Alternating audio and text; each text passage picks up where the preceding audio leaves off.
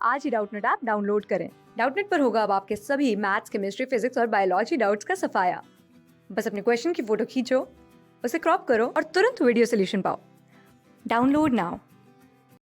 इस क्वेश्चन के अंदर हमें हमारे ऑप्शंस के अंदर कुछ अरेंजमेंट्स दे रखे हैं और ये अरेंजमेंट्स किस प्रॉपर्टी के बेसिस के ऊपर है ये भी हमें दे रखा है। तो हमें बताना है कि कौन से ऑप्शंस ऐसे हैं जहाँ पे अरेंजमेंट और प्रॉपर्टी दोनों करेक्टली मैच हो रहे हैं। तो पहले के अंदर हमें आयनिक साइज दे रखा है।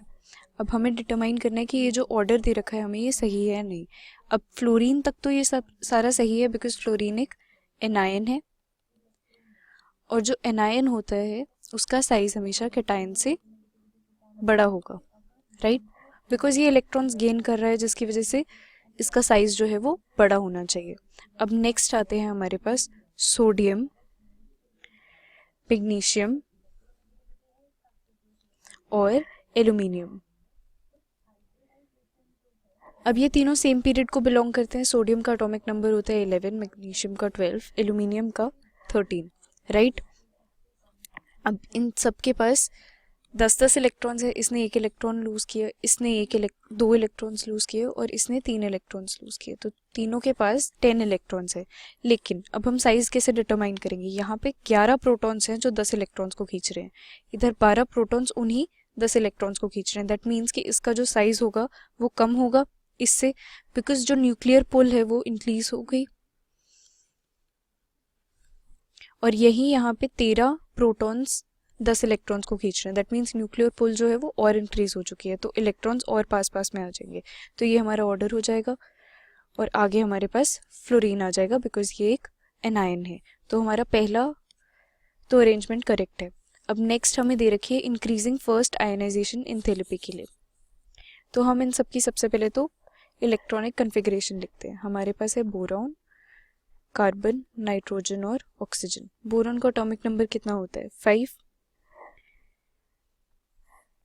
सो इसकी इलेक्ट्रॉनिक कन्फिग्रेशन कैसे लिखेंगे हम? 1s 2s ऐसे हम ड्रॉ कर लेंगे एंड फिर इलेक्ट्रॉन्स की फिलिंग करेंगे।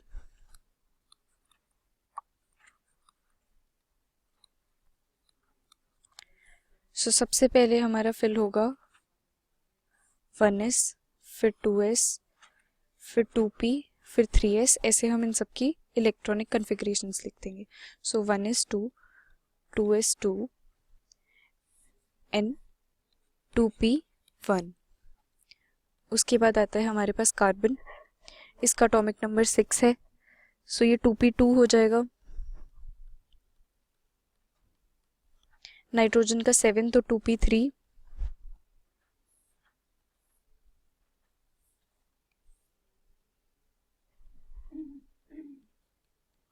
ऑक्सीजन का 8, सो यहाँ पे आ जाएगा हमारे पास 2p4।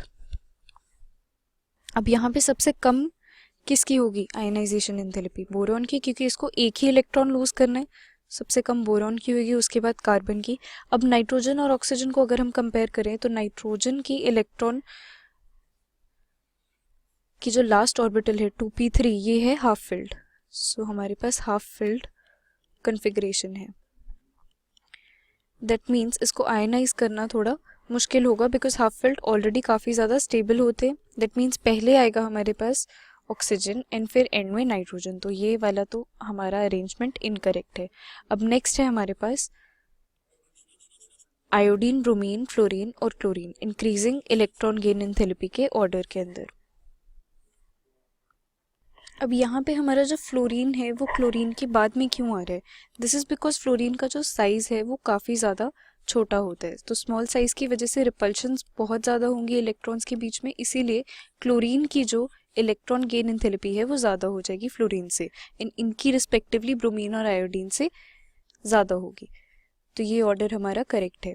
अब नेक्स्ट के अंदर हमें दे रखा है इंक्रीजिंग मेटालिक रेडियस के लिए ऑर्डर।